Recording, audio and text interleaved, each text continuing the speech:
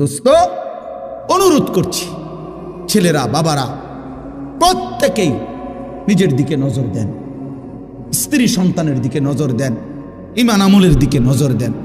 খাট পালং আর sofa furniture দিয়ে আপনার জীবনের সার্থকতা না। সেজদা, বন্দিগি, গোলামি, ছেলের নামাজ, মেয়ের পর্দা, স্ত্রীর পর্দা, সংসারে সবাই কোরআন পড়ে, আল্লাহকে সেজদা করে, নামাজ পড়ে, এইটা আপনার জীবনের মুসলমান হিসাবে সফলতা। সফলতা।